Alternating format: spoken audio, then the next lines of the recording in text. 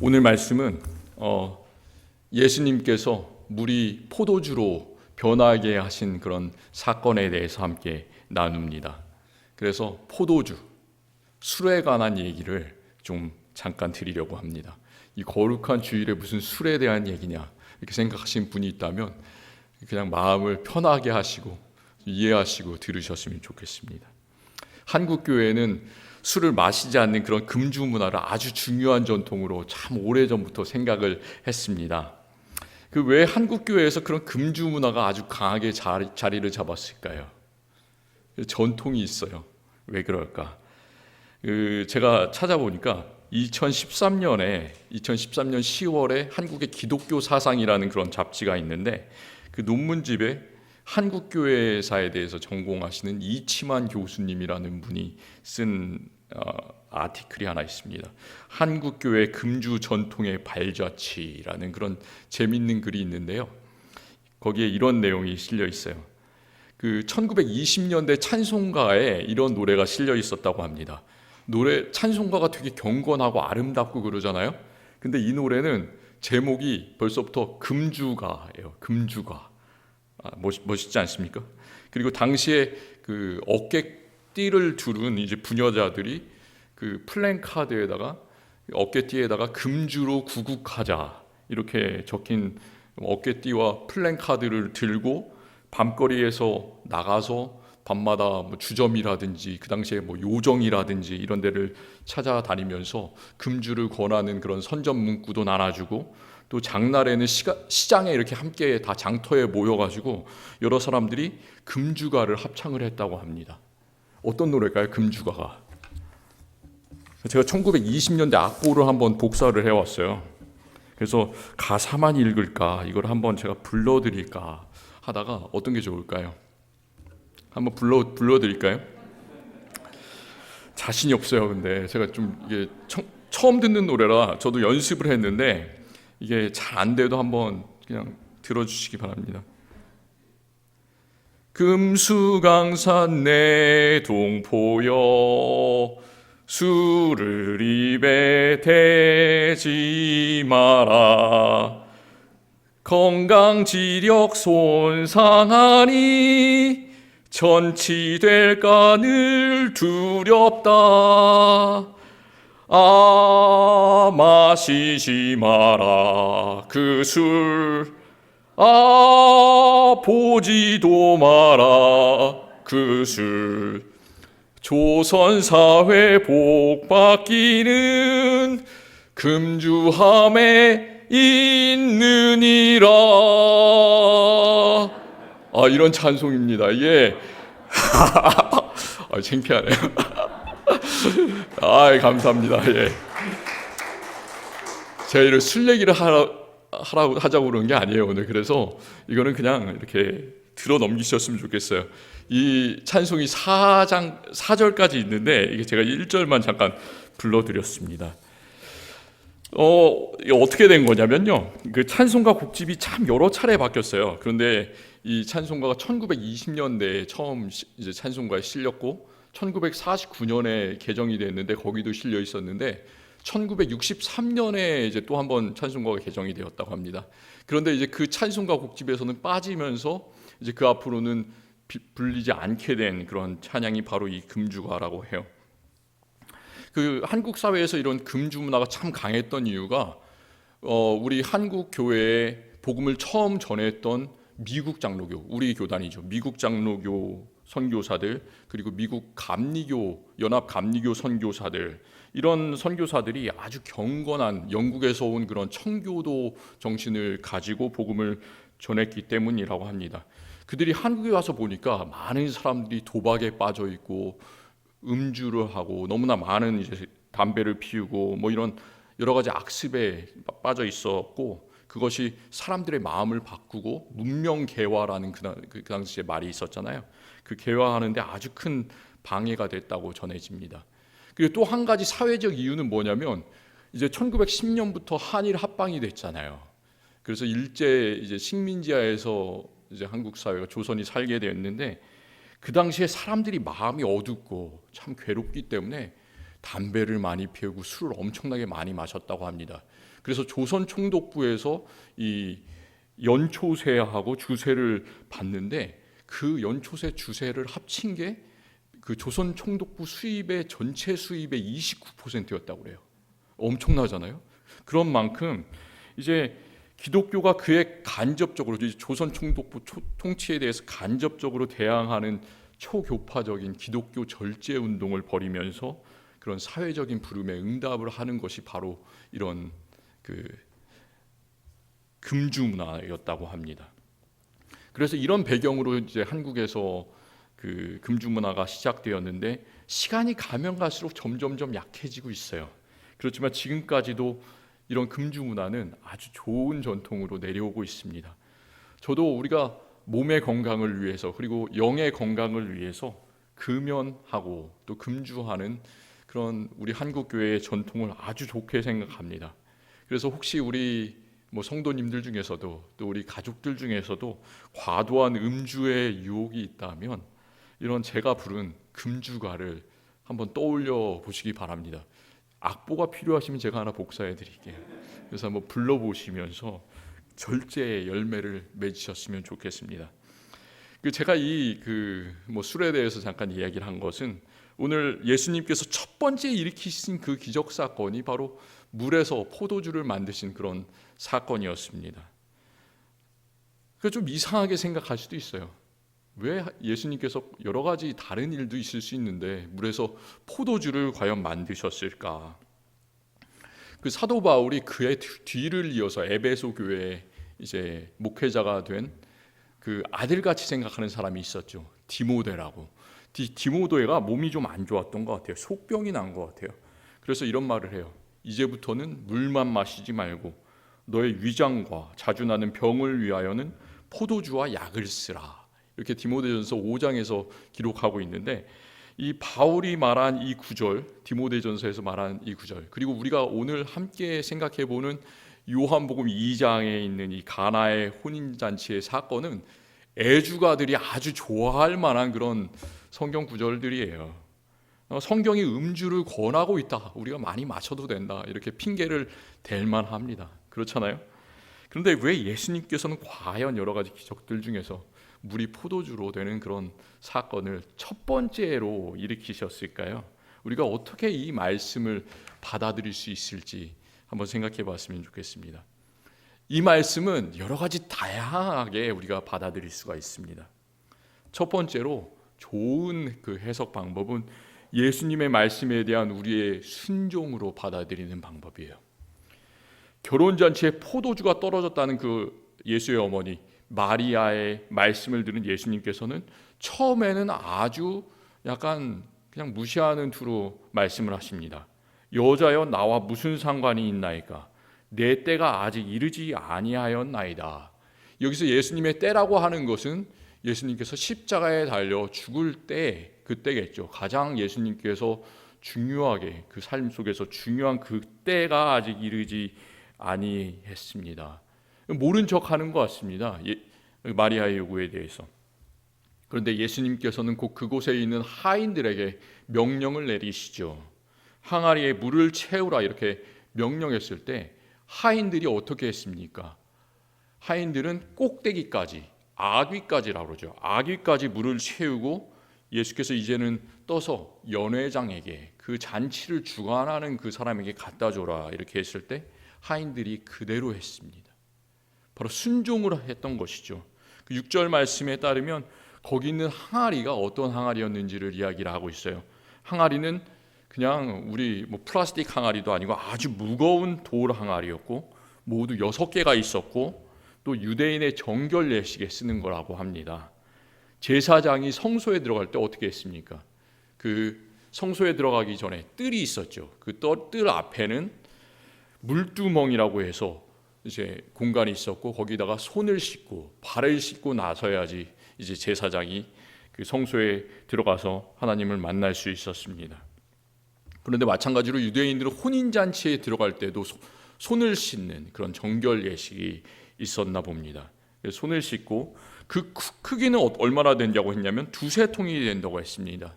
2-3통이 뭘까요? 과연 2-3통.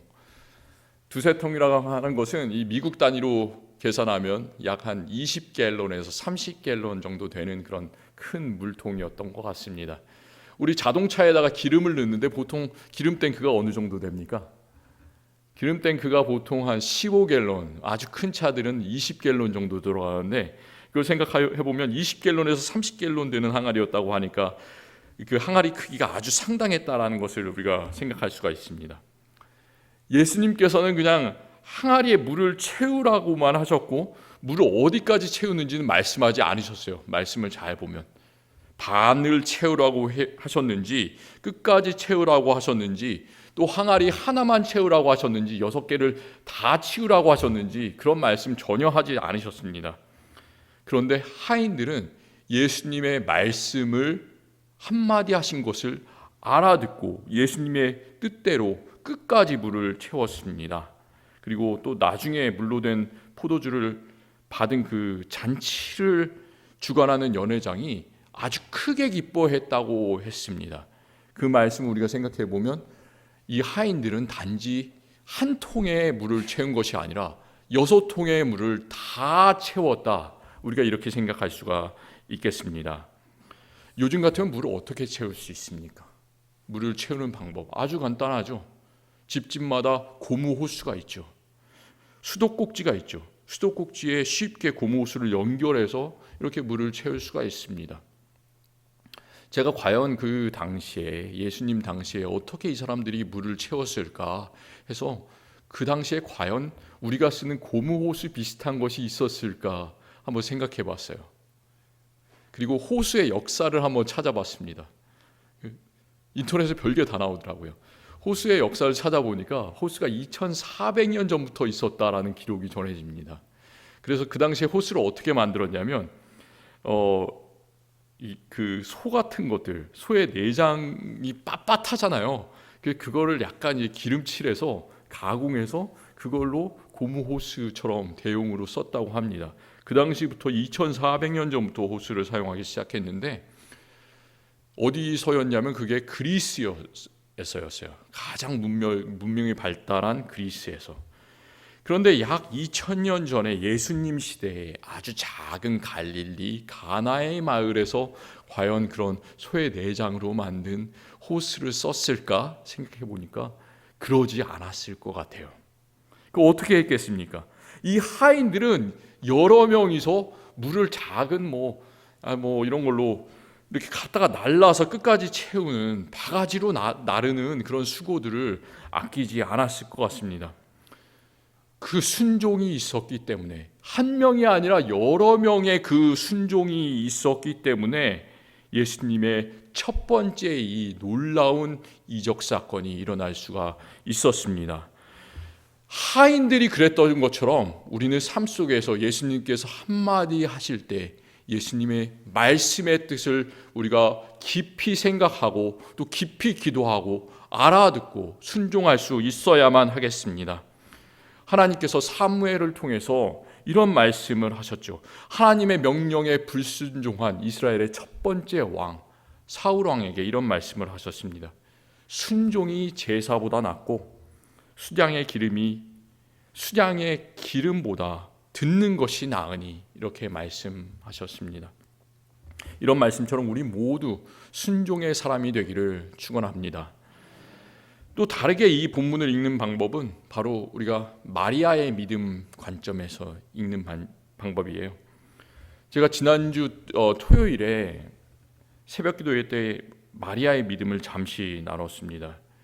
그는 천사가 와서 예수를 너가 잉태할 것이라 알렸을 때도, 또 양을 치던 목자들이 자기에게 찾아와서 이 천군 천사가 그들에게 말한 내용을 마리아에게 다시 전부 다 전해 주었을 때도, 또 예수님께서 12산의 성전에 올라가셔가지고 내가 내 아버지 집에 있어야 될 줄을 알지 못하셨나이까 이렇게 담대하게 외칠 때도 마리아는 그 일들을 그냥 이렇게 지나쳐버리지 않았습니다. 그 모든 일들을 다 믿음으로 받아들이고 그 말을 모두 다 마음속에 두었다, 이렇게 성경은 기록하고 있습니다.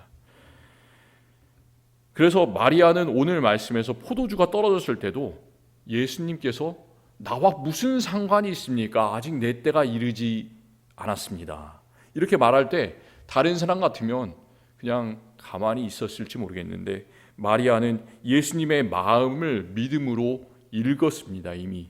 그래서 예수님을 통해서 첫 번째 기적이 일어날 사실이라는 것을 이미 알고 또 하인들에게 너희에게 무슨 말씀을 하든지 그대로 하라, 이런 말씀을 또 했습니다. 이와 비슷한 경우를 우리는 수로보니게 여인의 믿음에서 찾아볼 수가 있습니다. 그 수로보니게라는 그런 지역이 어디 있냐면 이스라엘의 가장 북서쪽에 그 해안 마을에 있는데 지금으로 하면 시리아라는 그런 곳이고 성경에는 두로와 시돈이라고 기록되어 있습니다. 이방 땅이죠. 근데 거기에는 더러운 귀신이 들린 그 어린 딸을 둔 여인 한 명이 있었습니다. 수로보니게 여인이라고. 그 예수님 발 앞에 엎드려서 이 여인이 딸에게 있는 그 더러운 귀신을 좀 나가게 해 주십시오, 예수님, 이렇게 간청하는 장면이 나옵니다. 그런데 예수님께서는 오늘 말씀에서 하셨던 것처럼 정말 비슷한 말씀을 하고 계십니다. 오늘 말씀 속에서 예수님께서는 나와 무슨 상관이 있습니까? 이렇게 퉁명스럽게 말씀을 하셨는데 그것처럼 이 여인에게도 아주 그런 비슷한 어투의 말을 하십니다. 자녀로 먼저 배불리 먹게 할지니 자녀의 떡을 취하여 개들에게 던짐이 마땅치 아니하니라. 예수님께서 이런 말씀을 이 여인에게 하세요. 참 불쌍한 여인인데, 이방 여인인데 자녀라는 것이 뭘까요? 자녀로 먼저 배불리 먹게 할지니. 이 말을 생각해 보면 예수님께서는 나는 유대인에게 가서 기적을 일으키고 복음을 전한다, 너는 이방인이다, 개들이다, 이렇게 이야기하는 것 같아요. 예수님의 이 말씀이 그 이방 여인에게, 그리고 귀신 들린 그 여인에게, 가장 비참한 여인에게 얼마나 큰 상처가 됐을까요? 근데 그 여인은 그냥 토라지고 거기서 마음을 완전히 돌리지 않았습니다. 믿음의 여인이었어요. 그녀는 담대하게 예수님께 대답하고 다시 한번 간청합니다. 주여 올소이다마는. 예수님을 인정하는 말이잖아요. 주여 올소이다마는 상 아래 개들도 아이들이 먹던 부스러기를 먹나이다. 내가 개와 같은 존재지만, 내가 죄인이지만, 아무것도 없는 보잘것없는 그런 사람이지만 말씀을 들어주십시오, 내 간구를 들어주십시오, 이렇게 이야기합니다. 그 말을 들으신 예수님께서는 그 믿음을 시험하셨던 거죠. 그리고 나서 이런 말을 합니다. 이 말을 하였으니 돌아가라, 귀신이 너의 딸에게서 나갔느니라. 우리가 예수님께 이렇게 간구했으면 좋겠습니다. 이 여인처럼 때때로 우리가 실망할 때도 있지만, 때때로 우리의 기도가 들어지지 않아서 우리가 좌절할 때도 있지만, 한 번 더 예수님께 나가고 한 번 더 매달리고 우리의 주인이 예수님이라는 것을 알고 이렇게 간절히 기도했으면 좋겠습니다. 이렇게 우리도 마리아처럼, 수로보니게 여인처럼 다른 사람들이 전혀 바라보지 못하는 것을 믿음으로 바라보기를 원합니다.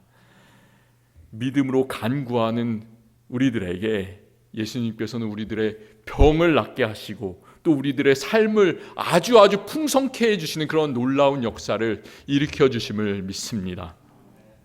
지금까지 두 가지 관점을 제가 말씀드렸어요. 첫 번째는 우리가 하인들이 했던 순종의 관점에서 이 말씀을 읽을 수 있다. 또 정말 좋은 것은 마리아의 믿음의 관점에서, 또 수로보니게 여인의 그 믿음의 관점에서 우리가 이 말씀을 읽을 수 있다라는 것이었습니다. 이 둘 모두가 이 말씀을 우리 삶 속에서 깊이 적용할 수 있는 아주 좋은 그런 방법입니다. 우리는 예수님의 말씀을 들을 때 믿어야 하고 순종해야만 합니다. 그때만 하나님께서 주시는 그런 놀라운 열매를 우리가 맺을 수가 있습니다. 우리가 말씀을 듣고 그냥 이렇게 지나치면 그것은 별로 우리의 삶 속에서 큰 열매가 맺히지 않을 줄 압니다. 꼭 말씀을 들을 때 이렇게 순종하시는 여러분들이 되었으면 좋겠습니다. 제가 오늘 이런 읽은 말씀 속에서 강조하고 싶은 다른 한 가지는 바로 오늘 말씀의 제목, 변화라는 시각에서요. 변화.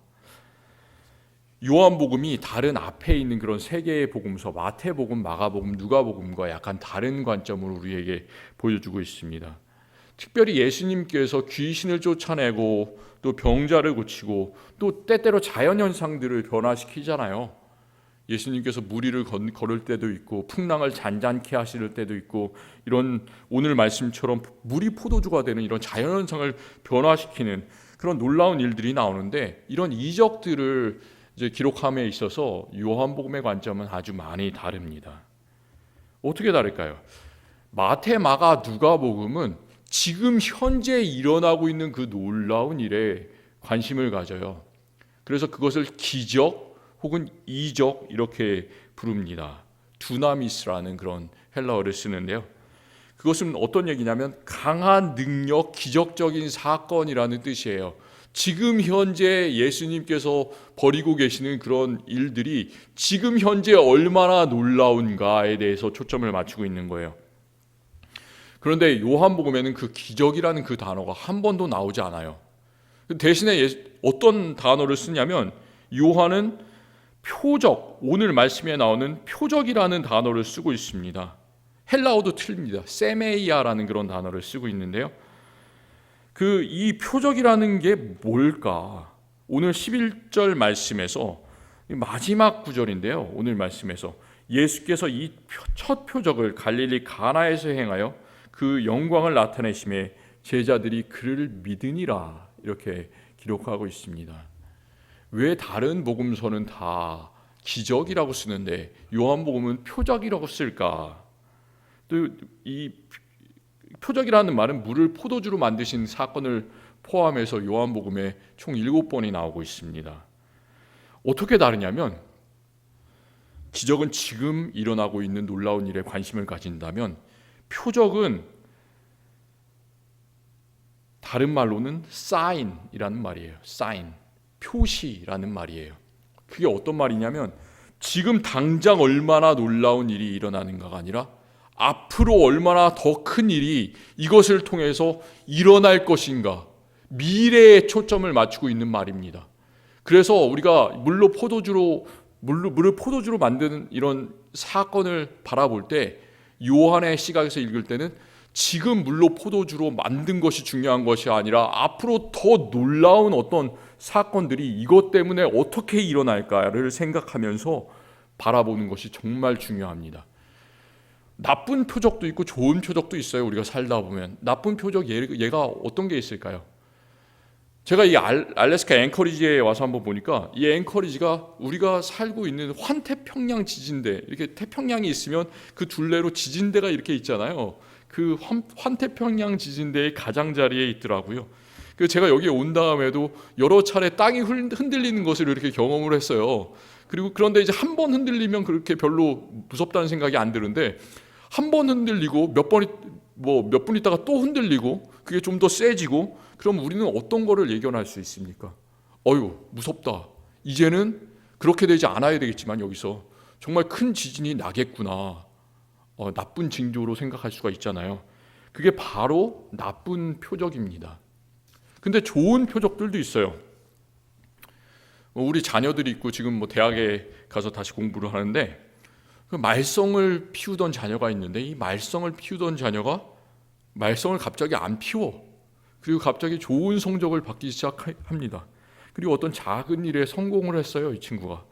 그러면 그 일은 우리 자녀들이 앞으로 더욱더 좋은 것을 하겠구나, 이 좋은 일들을 통해서 앞으로 정말 하나님께 영광 돌리겠구나, 이런 마음이 들잖아요. 우리가 좋은 표적이 됩니다. 정말 우리 모든 자녀들에게 그런 놀라운 표적들이 매일매일 일어났으면 참 좋겠습니다.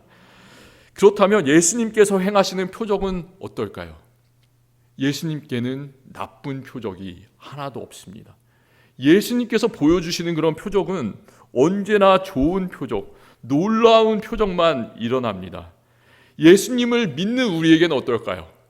예수님을 믿는 우리에게는 나쁜 일이 하나도 없어요. 전부 다 그것은, 일어나는 그런 일들은 앞으로 더 우리 삶 속에서 좋은 일이 일어나고 기쁜 일이 일어나고 앞으로 하나님을 우리가 너 정말 놀랍게 영광 돌릴 것이라는 그런 놀라운 표적들만 우리에게 일어나는 줄로 믿습니다. 예수님께서 물을 포도주로 바꾸셨을 때 그 연회장이 했던 말은 이렇습니다. 그가 참 기뻐하면서 이런 얘기를 해요. 다른 사람들이 어떻게 하는지 그런 다른 사람에게 일어나는 일들을 이야기를 합니다. 사람들은 먼저 좋은 포도주를 내고 나쁜 것을 나중에 낸다. 취한 다음에 나중에 그런 것들을 나쁜 것을 내는데, 신랑 너 그대는 지금까지 좋은 것을 남겨두었구나. 신랑을 칭찬하면서 이런 말을 하는 것을 우리가 봅니다. 감탄의 말이죠. 칭찬의 말이죠. 이 신랑 때문에 너무나 놀랐구나, 이런 일이 없는데 그 마음이 바뀌는 거죠. 보통 사람들에 대해서 우리가 가지고 있는 마음은 참 나쁩니다. 우리가 보통 전화를 받잖아요.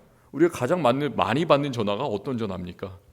중요한 전화도 걸려오지만 스팸 전화 참 많이 걸려오잖아요. 아무 때나 막 새벽 6시에도 스팸이 와요.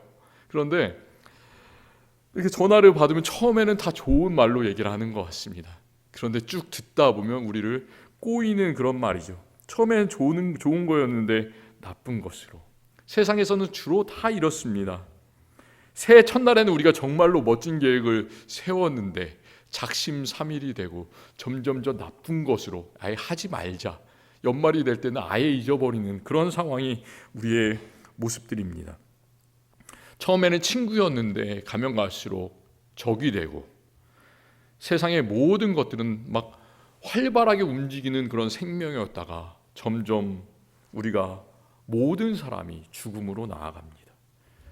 이런 모든 것들이 다 보통의 세상에서 일어나는 그런 자연 법칙이에요. 그 세상은 다 그런 겁니다. 그런데 예수님께서 일으키시는 변화는 이것과 완전히 반대입니다. 처음에는 아주 작은 것처럼 보여요. 겨자씨 같아요. 그렇지만 그것이 놀라운 정말 큰 나무가 됩니다. 정말 작은 것인데 그게 표적이에요. 처음엔 물이었지만 그게 포도주가 되고, 처음에는 죄인이었는데 나중에는 그리스도인이 되고, 처음에는 옛사람이었는데 나중에는 새 사람이 되고, 처음에는 병자였는데 그 병이 나음을 입고, 처음에는 원수였는데 우리가 친구가 되고, 처음에는 우리의 삶이 사망의 음침한 골짜기를 걷는 것 같았지만 이제는 예수님께서 우리에게 인도해 주시는 푸른 풀밭과 쉴만한 물가를 바라보게 되고, 이런 모든 삶 속에서 일어나는 것이 좋은 표적들입니다. 우리가 어떤 일이 삶 속에서 일어난다고 해도 그것이 좋은 예수님께서 허락해 주시는 좋은 표적임을 믿으셨으면 좋겠습니다. 제가 어린 시절에 3학년 때였나요? 초등학교? 그때 교회에서 어린이 성가대를 했는데, 예배가 끝나고 우리가 후주가 있잖아요. 이렇게 반주자가 후주를 치는데 성가대가 맞추어서 이 노래를 늘 불렀습니다. 어두운 후에 빛이 오며라는 찬송가 487장을 후주로 이렇게 찬송을 했었어요. 예배를 마무리하는 그런 순간이니까 얼마나 중요했겠어요, 이게. 근데 저는 그때 장난기가 참 흘러 넘쳤습니다. 너무 장난꾸러기였어요. 그래서 늘 노래 가사를 바꿔 불렀습니다. 어두움 후에 비가 오며, 바람 분 후에 태풍 불며, 소나기 후에 홍수 나며, 수고한 후에 병이 있네. 이렇게 불렀어요. 다 이제 가사를 바꿔 불렀는데, 처음에는 저만 작은 소리로 이렇게 뒤에서 이렇게 하면서 불렀어요. 그러니까 잘 안 들리고 다른 친구들이 부르는 이제 찬송 소리에 묻혀 갔는데, 그날은 어떤 한 주일은 옆에 있는 모든 그 성가대에 있는 친구들이 그 가사가 너무 재밌다는 거예요. 그래가지고 전부 다 그렇게 따라 부르기 시작했습니다.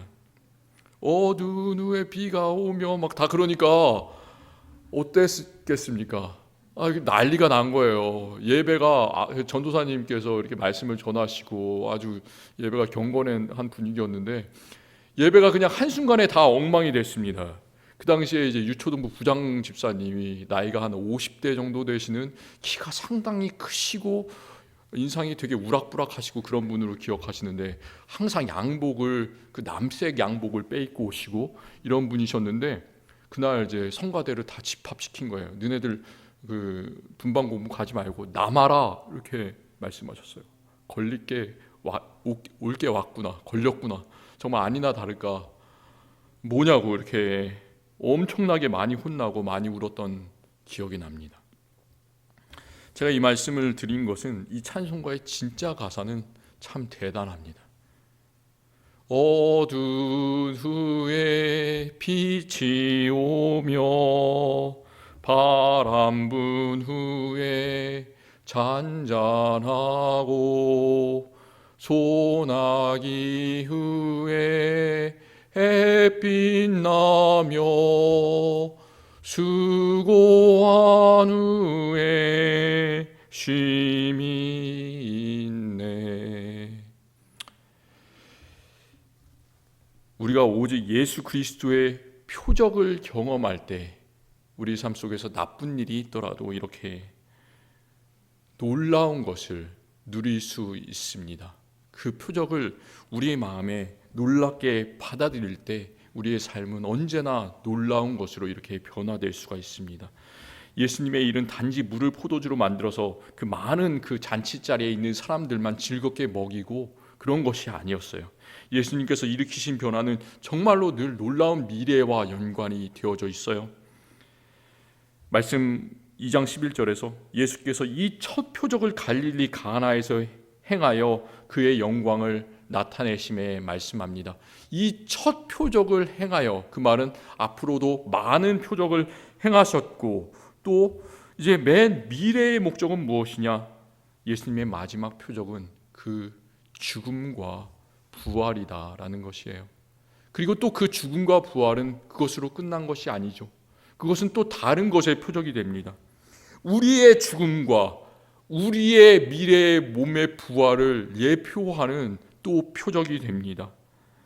그래서 예수님께서 병든 나사로를 살리면서 마르다에게 나는 부활이요 생명이니 나를 믿는 자는 죽어도 살겠고 또 나를 살아서 믿는 자는 영원히 죽지 아니하리니 이것을 너가 믿느냐?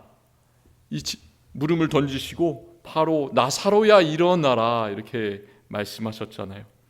이 말씀을 들을 때 우리가 믿음으로 아멘 주님 그렇습니다 그렇게 대답하는 저와 우리 모든 성도님들이 되었으면 좋겠습니다.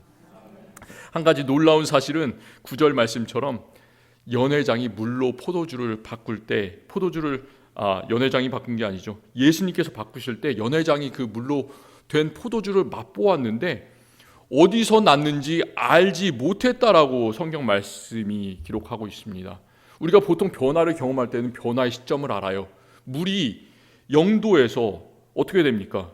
얼음이었다가 눈이었다가 그게 물로 바뀌잖아요.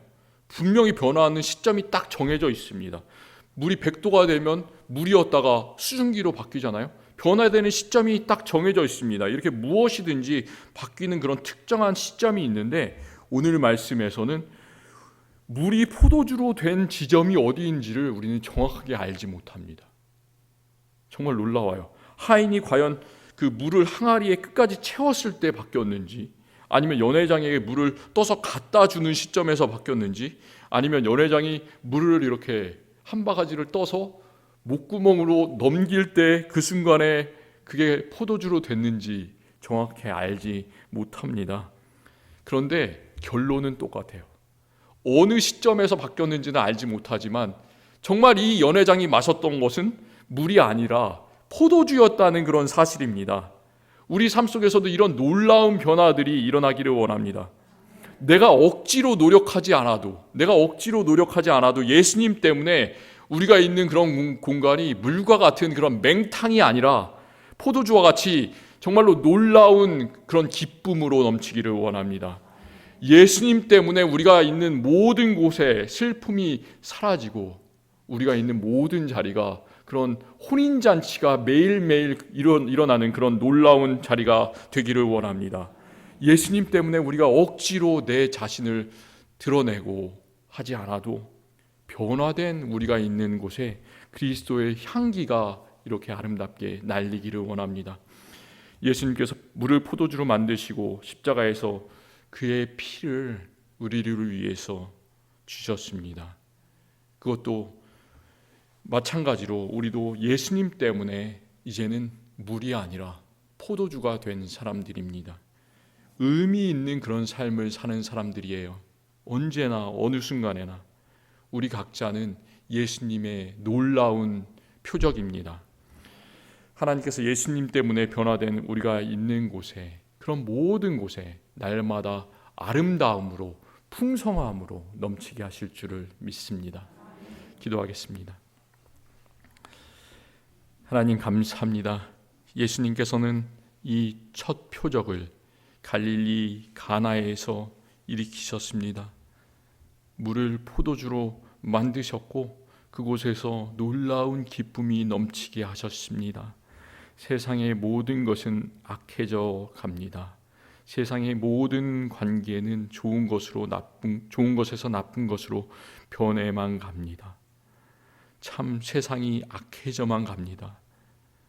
세상의 정치와 세상의 문화가 그렇습니다. 그렇지만 예수님께서 계신 곳에는 이렇게 놀랍게 나쁜 것이 좋은 것으로 변해가고 죽음이 생명으로 바뀌고 부활의 소망이 넘치는 그런 놀라운 표적들이 이 세상 속에서 하나하나 놀랍게 일어남을 믿습니다. 그리고 가장 놀라운 표적은 물이었다가 포도주로 변한 우리들임을 믿습니다. 예수님께서 우리를 정말 놀랍게 예수 그리스도의 사람으로 변화시켜 주시니 감사합니다.